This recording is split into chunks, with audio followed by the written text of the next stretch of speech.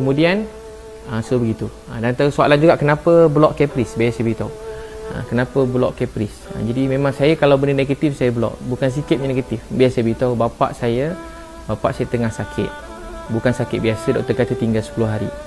Dan ramai ingat macam saya main-main ke tak, bukan saya betul-betul ada 10 hari. Saya sayang ayah saya lebih bernyawa saya sendiri. Segala-gala hidup saya tentang mak ayah saya. Kalau orang kenal saya, hidup saya tentang mak ayah saya. Saya sayang ayah saya. Hari menangis, sakit jantung saya berdebar, jantung saya laju sepanjang sana memikirkan ayah saya. Tapi ini perjuangan ayah saya sudah teruskan usaha kat Gaza sampai selesai. Jadi bila saya sampai kat KL, saya minta kebenaran KKM. KKM pun post yang saya pergi ziarah ayah saya. Dan memang boleh ziarah ayah, ramai orang cakap tak boleh ziarah. Kalau positif COVID meninggal, memang tak boleh. Jadi saya tak ulas sebab tu. Tapi ayah saya negatif, ayah saya buat ujian negatif. Saya pun dah negatif. Saya buat ujian tu 2 kali saya negatif. Sebelum gerak pada Mesir, Egypt, sampai saya masuk kat KL tu, KLIA buat satu ujian, saya dah negatif, saya dapat kebenaran KKM. Untuk pergi tu pun saya kena pakai full PPE dan saya kena pergi dalam tempoh yang sekejap, setengah jam je. KM bagi 1 jam, hospital Gleneagle bagi saya setengah jam. Jalan dikosongkan dan memang saya negatif COVID setakat tu sampai saya tengok ayah saya. Sampai takkan saya tak boleh tengok ayah saya mohon lulus. Seorang boleh mohon juga, sebab tu kalau mohon di balai, mohon ada rezeki lulus. Saya doa semua dapat jumpa ayah dia. Tapi dia mesej saya, satu dia mesej saya panjang, dia tunjuk yang dia post ni. Bukan saya nak berdedahkan semua ni. Bagi saya sebenarnya WhatsApp, DM, PM ni benda yang private dan tak patut didedahkan ke siapa. Kalau kita berkawan dengan orang, apa-apa yang orang WhatsApp dengan kita, benda yang private, DM, tak boleh post ke awam tu kalau kita nak berkawan dengan orang. Kecuali nak post, kena tanya boleh tak saya post ni, tu kawan. Sebab kadang bahasa-bahasa kawan-kawan kita. Jadi tu tak apa jadi, saya pun dia mesej saya. Satu, dia tegur saya pasal patung tu. Dia cakap saya terlalu nak media punya, dia post kat tu. Tapi part kedua dia tak post. Apa part kedua? Dia kata dia tegur saya, dia kata saya tak patut post sebab ramai orang Malaysia tak dapat ziarah ayah dia masa sakit. Ayah saya bukan sakit, ayah saya nazak nak pergi dah. Jadi tak bagi saya pergi lawat ayah saya. Macam mana ustaz dapat kebenaran dan ustaz post? Kalau benda tu tak valid, KKM pun tak share. KKM siap share. Doakan ayah ustaz sihat. KKM yang tak ada hubungan dengan saya, maksud saya tak adalah, tak tahu siapa takbir urus Facebook KKM, itu pun dia cakap doakan ayah ustaz, punyalah baik. Ini sebagai macam kawan, sahabat, tiba dia boleh marah macam tu, bukan itu tu sebagai manusia biasa. Saya ambil phone tu, saya lontar ke tepi. Saya lontar, saya sedih. Macam saya satu buat tu, lepas tu kedua dituduh tu, dan walaupun dia dah forward dah boleh tukar kerajaan Malaysia, saya dah kena tanya, saya sedang soal siasat. Saya dah penat, saya guna duit saya sendiri, saya tak minta duit orang, saya cuma minta tolong dan alhamdulillah dia bantu saya. Tiba-tiba saya di soal siasat.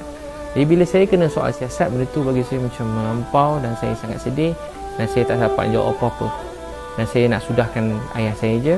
Dan betul rupanya beberapa hari lepas tu ayah saya meninggal dunia. Saya dapat jumpa sekejap je. Tapi alhamdulillah masa jumpa ayah saya tu, nak tahu tak apa dia? Saya jumpa ayah tu, dia sedar sikit. Dia cakap saya, Abi ambil lotion tu, sapu kat badan. Ambil apa lotion, dia minta sapu kat badan dia. Lepas tu dia minta saya tolong tuangkan air kat mulut dia. Dia tak sedar. Tapi time saya nak pergi tu, ayah saya sedar. Saya bulan nangis rindu nak jumpa ayah saya. Saya bukan nangis sebab saya kena, dia tak rindu ayah saya. Dan dia tahu pasal masa saya nak pergi tu, dia dengar pasal apa orang cakap pasal saya ni, ayah saya tahu. Pasal Nadir cakap live tu hari benda, ayah saya nak tahu pasal saya. Jadi dia pun live cerita pasal saya, salah jalan ni, bukan Afrika, bukan itu ini. Dia memang tak boleh masuk, macam mustahil kalau masuk juga memang wali. Tahu berdekat-dekat, live dengan Firdaus Wong, live dengan masa tu live yang Piu Rahmat tu, orang boleh check lah, bukan sikit lah, banyak lah. Tapi saya tak tengok pun, tapi TV pun masuk kat WhatsApp saya. Ayah saya pula tahu. Mana dia pergi tu dalam keadaan dia tapi alhamdulillah nak tahu tak apa yang jadi. Doktor kata 10 hari. Tapi sempat sampai saya balik dan sampai saya habis tengah malam, habis kuarantin. Lama habis saya kuarantin, saya tengah baring. Nak memang nak keluar malam tu, orang beritahu saya, ustaz, ayah ustaz dah tak ada. Ayah ustaz dah meninggal dunia. Ayah ustaz meninggal. Jadi ke muncak perjalanan. Bagi kawan, air mata ni, kalau kawan tengok kawan menangis, dia menangis. Tapi banyak juga orang mesej saya, air mata saya ni air mata palsu, tapi saya pun tak hidup untuk orang lain. Banyak orang tulis rasa saya nangis, orang kata saya main perasaan, tak apa kan. Mungkin dia orang masih ada ayah, ada mak. Satu hari bila tak ada ayah, tak ada mak, orang tahu. Dia kata, kenapa ustaz ambil video? Dia kata, dia hentam saya untuk ambil video ayah saya. Adik-beradik saya pun tak cakap. Biar saya beritahu sebab apa saya ambil video ayah saya. Tak patut pun saya terangkan, tapi saya terangkan juga. Saya ada mak. Saya rindu mak saya. Hampir 6 bulan setiap malam saya nangis. Tahu tak apa saya buat? Saya cari suara mak saya. Saya cari suara mak saya. 6 bulan saya cari suara mak saya. Saya ambil handphone yang lama-lama dah pecah tu, saya repair. Saya cuma nak dengar suara mak saya. Saya cuma nak dengar suara mak saya. Kenapa lah aku ni? Suara isteri ada, suara anak ada, suara kawan ada, ceramah aku punya banyak. Suara mak aku satu pun tak ada. Apa saya buat? Sebab tu saya ambil video ayah saya. Nak tahu tak, hari jawab ayah, adik-beradik saya semua ada Osmo. Yang tak pernah beli Osmo, adik saya beli Osmo tu. Osmo. Adik saya beli handphone khas untuk rakam pergerakan ayah saya je. Tahu tak sebab apa? Itu namanya rindu, cinta. Buat yang tak ada, bukanlah mesti. Bukan nak sembah gambar tu, video tu. Ambil gambar ayah, mak kan. Jadi bagulah pelajaran tu. Saya dah rasa masa mak pedih tak nak cari suara mak tu, tak ada. Mana nak dengar? Pedih nak ada suara mak. Mana suara mak? Sekarang saya ada gambar video saya dengan ayah saya. Tahu tak kenapa? Simpan sendiri sudahlah. Cuba tuan tengok. Ada tak gambar dalam handphone kita simpan? Handphone pecah, hilang, rosak. Tahu tak kat mana antara memori paling kuat sekarang? Instagram dengan Facebook. Nak scroll type je Abid Liu lawak ayah, terkeluar video kan. Abid Liu Caprice Nadir keluar. Nak kerja apa? Abid Liu Dajjal keluar, type je. Abid Liu penipu keluar. Abid Liu hilang keluar. Type je apa keluar. Sebab tu letak Facebook, Instagram. Saya minta maaf kan. Bukan saya cuma cerita kemuncak perjuangan kali berat. Nak masuk tu berat, susah, bukan senang masuk dalam sebulan lebih. Saya patut keluar derita. Saya orang paling macam hidup saya ni untuk ayah mak saya. Tak ada. Saya jawab pasal Caprice. Caprice tanya saya, Caprice hantar tuduhan daripada saya. Dia beritahu datang ke Gaza. Dia rancang dia tulis dekat story, dan dia cakap juga dalam beberapa live dia saya sebutlah Caprice, dia cakap Caprice, Nilofa, suami Haris dan Abid Liu akan pergi sekali. Tapi apa Abid Liu buat? Dia kata dia ambil dokumen patut pergi sekali. Tiba-tiba Abid Liu lari pergi jumpa Datuk Seri Syamuddin. Abid pergi, dia kata. Terus Abid Liu pergi sendiri sebab tak nak pergi orang lain. Wallahi saya tak pernah jumpa tiga-tiga nama termasuk Caprice. Saya tak pernah berbincang dengan semua sekali orang ni untuk pergi ke Gaza. Saya tak pernah bincang dengan Nilofa, dengan Priyam Haris. Saya tak pernah bincang dengan Caprice nak pergi Gaza. Saya tak pernah mesej Caprice panjang untuk pergi Gaza tu, tak pernah. Masa saya kat Gaza, tiba-tiba dia mesej, "Ustaz apa khabar?" Saya balas, "Khabar baik, doakan baik-baik." Sebab saya tak itulah. Jadi tuduhan daripada saya yang saya bawa lari dokumen, saya pun macam saya tak tahu kenapa. Saya sangka baik dan saya tak nak teruskan pun. Tapi saya macam fikir mungkin saya sangka baik lah. Mungkin dia penat, dia stres, mungkin dia tak sedar apa berlaku. Saya fikir untuk dia pun ada naik kereta terbang, dia kemakan pil semua sekali kan. Jadi saya fikir mungkin saya maafkan lah sebagai saya doakan dia. Tapi dia berkeras juga, tak tahu imaginasi ke apa semua sekali. Dia cakap saya bawa lari dokumen. Wallahi memang tak ada. Saya tak pernah jumpa Nilofa tu. Saya tak pernah jumpa Priyam Haris. Jumpa pernah lah, tapi untuk pergi Gaza ni tak pernah. So sebelum ni tak, dulu lama lah, sebelum kahwin lah dia lah. Jumpa Nilofa kat program meletup tu je lah. Jadi dia cakap pergi. Dan dia kata ni kata Caprice, dia kata pada mak Nilofa beritahu. Jadi saya pun tak nak macam-macam cerita, dah jadi macam drama ni lah. Jadi saya tak nak campur. Tapi sebab dia tanya juga, saya tak ada bawa lari dokumen apa saya nak lari. Saya cuma mohon nak keluar Malaysia cara biasa ajar. Sesiapa nak keluar Malaysia apa-apa semua sekali boleh mohon dengan immigration. Ada borang tu beritahu borang nak keluar negara. Yang paling senang nak keluar negara ni, kau nak keluar anak belajar luar negara. Kedua, kau nak keluar negara atas urusan perniagaan, tu susah sikit. Ketiga, NGO ni kalau mendesak, tu cara isi borang tu sendiri. Sebab tu jangan kita suruh orang sana, suruh NGO ni buatkan wakil jangan buat sendiri. Bila kita buat sendiri kita nampak berurusan tak susah, senang. Tapi kita tak faham, kita serah ke orang, akhirnya kita mula tu dokumen apa nak buat lari. Tak ada dokumen apa, wallahi tak ada. Pergi sendiri je, pergi dengan tim. Saya ada minta pendapat beberapa NGO macam nak pergi, tapi tak ada yang boleh bawa saya pergi terus. Ada satu NGO beritahu dia boleh bawa Ustaz, tapi kena submit je lah pasport. Nanti bila-bila kalau ada kepanggil boleh pergi. Saya cakap saya sakit, saya nak pergi sekarang. Lepas tu saya dah, sebab saya tak boleh tahan tengok Gaza meletup. Saya raya pun tak raya tengok orang Gaza. Raya pun jadi tak raya tengok tentang orang Gaza. So apalagi tuduhan beliau saya sembah sujud kaki menteri kat Gaza. Itu fitnah yang sangat melampau sebab dia melibatkan akidah saya. Jadi dia mati-mati cakap saya cium kaki menteri. Takkan, wallahi takkanlah saya nak cium kaki orang. Saya nak cium kaki orang, cium kaki tak. Biasa beritahu menteri tu pegawai orang utama menteri tu Beliau Dr. Mahmud, nama Dr. Mahmud memang terkenal kat sana. Dia memang banyak bantu orang dan dia raikan semua siapa-siapa yang datang, dia raikan. Tuan-puan dapat rezeki masuk, dia pun raikan. Dia akan tolong tuan-puan. Dia kata Gaza ni bukan milik seseorang individu. Gaza ni milik semua orang dalam dunia. Gaza ni milik semua orang dalam dunia. Gaza milik semua orang dalam dunia. Maksudnya apa? Palestin ni memang kiblat kita yang pertama kalau orang Islam. Dan dari segi kemanusiaan orang bukan Islam pun kat sana dia orang kena bom. Dia orang baling batu, dia kena bom. Setakat baling batu, dia kena bom. Munasabah cara selesai kau baling batu dengan kena bom. Dia baling batu, tapi dia kena bom. Baling bom, siapa baling dulu kita bincang lah. Memang tak selesai. Jadi baling batu, dia kena bom. Jadi celah mana? Dia tak dapat keluar daripada negara. Penjara terbesar dalam dunia. Dia tak boleh keluar daripada negara dia. Tak boleh keluar mana-mana. Tak boleh keluar. Pergi macam ni tak boleh. Budak-budak dapat ubat pun susah. Sampai 6 bulan. Tunggu orang mati pun dapat ubat. Dia setengah-setengah ubat. Dia bukan macam kampung, hulu ke tak. Jadi memang tak ada. Memang cium kaki tu memang tak ada. Tu mereka kata Pak cium kaki tu macam drama. Mereka drama. Memang tak ada. Betul, tak ada. Takkanlah cium kaki. Tak ada, memang tak ada. Dia datang gini, kami dah nak balik. Dia tahu cerita dia. Saya cerita kat dia macam ni lah. Esok pagi dah nak balik. Saya cerita macam kawan-kawan. Saya dengar dia stres.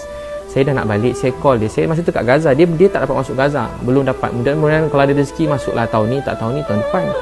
Jadi dia nak masuk Gaza, tak dapat. Jadi dia bukan boleh macam masuk nama daftar tak. Kita kena serah nama kementerian kat Mesir ni kan tempat memang perang. Jadi dia kena check nama kita, nama ayah, nama bin. Kod kita ni pengganas ke apa semua nak kena check. Nama tu kena check, nama atuk pun dia minta. Ini memang kena periksa macam cerita tempat perang. Bukan boleh macam masuk nama, masuk nama aku sekali aku ikut. Dia tak macam tu.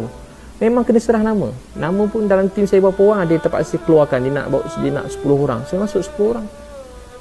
Dia nak berapa orang, berapa dia minta kita masukkan. So dia beritahu apa. Jadi bila kita nak balik, Dr. Mahmud datang kat bilik saya. Dr. Mahmud tu bayangkan menteri datang bilik kita. Tuan-tuan boleh bayang tak kalau macam orang macam kita timbalan menteri lah. Timbalan menteri datang bilik kita. Macam mana timbalan menteri datang bilik? Datang bilik. Saya terima kasih. Dia tak berhenti cakap saya baik. Tapi tu tak apa saya fikir. Saya cakap kat dia lagi baik. Saya menteri kat Malaysia ni pun saya jumpa baru-baru ni. Sebelum saya tak pernah jumpa menteri-menteri pun. Sini orang kampung, orang biasa je. Orang nak raikan terima kasih kat saya gembira. Tapi ni menteri, timbalan menteri datang bilik. Sebab bagi dia Gaza ni perjuangan. Bagi dia Gaza ni telah lama tertindas. Jadi siapa datang dia raikan. Saya pula orang pertama pula masuk, mesti dia raikan. Jadi saya kata esok saya punya jadual yang laki tua tadi, tentera semua dah standby. Kita kebal standby, kami pukul 5 pagi kena keluar. Itu cerita dia. Sebab kami memang 3 hari je. 3 ni, tapi kami buat banyak-banyak kerja. Memang orang yang bawa kami bukan semustahil, tapi akhirnya berjaya. Segala puji bagi Allah, kami nak keluar pagi-pagi. Tapi kami tak boleh terlambat. Kalau terlambat dia akan jadi masalah. Sebab kita kebal dah standby, dia ikut time. Betul-betul macam cerita TV juga, tapi ikut time. Betul-betul, tak boleh terlambat sikit pun tak boleh. Tapi menteri ni minta kita jumpa dia sebab dia dah pada awal, dia sebab kita patut sampai siang, dah sampai malam. Dia buat apa? Dia bagi kita, Masya Allah, Dr. Mahmud baik sangat. Dia bagi kita sijil anugerah Duta Muhibah Palestin. Duta Muhibah Palestin. Bukan saya seorang dapat, tim saya semua sekali dapat. Wallahi kami tak minta, tak tanya, tak bayar. Lagi sedap kan. Hafiz kata kami bayar sijil tu. Dia beritahu pada beberapa orang dekat live yang tak ramai sangat. Saya bayar sijil, beli sijil. Saya cakap kat dia, saya cakap kat Hafiz, nanti kalau masuk ke Gaza, kalau menteri ajak jumpa sebab dia bukan nak apa, dia nak hargai kita, jumpa dia. Kerana kita sibuk buat kerja kan, kita bukan menteri, jadi kenapa nak jumpa menteri, nak jumpa apa. Tapi bila kita dah pergi sana, rupanya kita wakil Malaysia kan, kita wakil negara kita. Jadi kalau macam kata dia pergi jumpa, nanti dia bagilah sijil Muhibah Palestin ni. Mudah-mudahan adalah kenangan. Dia cakap itu kenangan bahasa kawan-kawan. Tapi tak sangka dia cakap, saya kata saya beli sijil Gaza. Saya tak beli, wallahi tak beli. Wallahi memang tak dibeli. Saya bukan nak, saya banyak lagi hidup saya per hari doa, ya Allah jangan ada RM1 makanan yang haram masuk dalam perut saya. Itu doa saya semenjak dulu. Jangan ada RM1 makanan yang haram masuk dalam perut saya, atau hidup saya jadi haram. Hidup saya dah berniaga elok-elok. Saya punya berniaga pun tak pakai kabel-kabel. Kalau tuan-tuan tengok berniaga pada dulu sendiri semua sekali. Saya buat training, tak ada pun sendiri semua sekali. Baru-baru ni rezeki ada, dapat kawan-kawan yang ikhlas, baik, orang besar atau orang biasa. Jadi kita meraihkanlah orang yang ikhlas nak berkawan kita. Saya tak ada apa pun, saya tak pernah suruh, saya pun tak suruh panggil saya ustaz, tapi dia orang lain saya baik sangat. Jadi masa tu saya suruh layan Caprice macam tu, sambut kat bawah. Jadi bila sambut kat bawah, sambut dekat bawah tu, Caprice masuk. Kebetulan 4 orang nak susun beg, 4 orang ada dalam lift. nampak Kepri nak pergi bilik ustaz, tak apa, kita orang bawa empat-empat ni biasalah nampak Kepri kan. Mestilah nak tolong, nak layan dengan baik. Sebab saya ni bawa Kepri naik atas pergi bilik saya. Jadi 4 orang pakai kot, semua dia orang tegap. Dan tim saya pun ada, memang ada beberapa orang memang dia orang bodyguard lah. Memang yelah macam-macam orang dalam tim saya bodyguard. Bukan sebab saya bayar bagi bodyguard, tak, memang jadi keluarga. Kadang sama-sama. Kadang dia orang bodyguard saya, kadang-kadang saya pula bodyguard dia orang. Saya tak tahu, kadang macam tu. Saya nak naik lift sampai kat bilik, ada orang depan pintu pula. Jadi saya dengar dia tertekan dan dia ada banyak masalah pun saya kat sana. Saya dengar ada ujian datang, dia seorang diri tak dapat bawa tim dia, terpaksa ikut, bukan terpaksa, dia disponsor oleh tim lain, tiket sebagainya. InsyaAllah di tim Dato' Aziz UMNO kat sana kan, yang banyak bantu dia kat sana. Dia kata macam ayah dah tulis kat Instagram dia. Jadi dia masuk dekat, dia pergi Dato' Aziz UMNO yang baik, Dato' Aziz baik kan, nak masuk kat pintu masuk, saya ajak masuk. Jadi dia datang berdua. Jadi saya ingat dia nak berbual saya berdua, sebab dia cakap ada banyak benda nak cerita yang silit-silit ni. Saya membuka lah pintu bagi dia masuk. Jadi yang seorang lagi tu saya suruh dia tunggu dekat, tim saya kata dia ajak duduk di depan, senang nak berbual, kan, rahsia-rahsia masuk dalam. Jadi mula berbual macam tu, saya ajak makan, tiba dia kata tak nak makan. Saya dah heran lah, dia nak salam saya. Dia suruh saya doa, saya salam macam biasa. Saya ingat okey, macam sebelum pernah saya jumpa dia. Bukan, saya taklah rapat, cuma saya kalau orang berkawan saya hormat lah. Saya ni kalau tak jumpa orang pun saya hormat. Macam tu, macam saya bukan macam tak pernah lagi, walaupun daripada saya susah, saya tengok bos saya kaya, saya gembira. Tengok orang yang terkenal, saya gembira. Paling lebih saya tinggal nak jumpa, nak ambil gambar sekeping, cukup lah macam tu. Kepri duduk bilik saya layan dengan baik semua sekali. Masa saya peluk pun saya tak fikir apa, tapi masa saya tak fikirlah, pada dia post dia marah. Dia peluk tu, macam ambil peluk, dia dah macam dah lain sikit, dah macam dia tolak sikit. Saya macam biasalah, macam saya macam tepuk, kalau orang sedih kan, kita tepuk dada ni bukan nak doa ke apa, tepuk dada ni bukan tiba-tiba dia tepis tangan saya kan. Masa tu saya tak fikir lagi, macam kenapa ya, tak ada apa. Lepas tu dia mesej saya, Ustaz video tadi boleh post. Dia mesej saya, Ustaz video tadi boleh post. Saya kata boleh, tunggu saya ke airport boleh tak? Saya tak nak lah, saya tiba-tiba saya tak update saya balik, tiba-tiba dia dah update saya balik. Benda tu macam kena ikut lah, tak balik lagi, kata dah balik. Nanti dia tulis macam tu, saya dah kat mana, jadi saya kena jelaskan tu. Saya kata boleh, tak sampai berapa minit dia dah update. Dia mesej saya cuma nak update je. Tiba-tiba sedar tak sedar, dia dah mesej saya pasal tegur-tegur saya. Rupa dia dah report kat semua orang penting-penting, dia dah report. Begitu saya buat taik dekat, itu ayat dia ulang-ulang, buat taik dekat Gaza. Mungkin dia maksudkan orang lain juga, tapi saya memang salah satu daripada yang dimaksudkan. Buat taik dekat Gaza, buat taik kat Gaza, buat taik kotor tanah suci, buat taik kat Gaza. Itu yang Kepri zikir-zikir kan, ulang-ulangkan. Ya, saya sebenarnya saya terang, saya maafkan semua tu, tapi implikasi pada apa yang terjadi tak nak berhenti, dan dia orang rasa dia orang betul. Dan saya memang ada bukti semua sekali. Bukti apa tuan-puan nak? Bukti video ada, semua ada. Saya kan memang mana-mana ada je, semua saya tak akan post aib orang apa semua, tapi saya dah serahlah pada yang patutnya.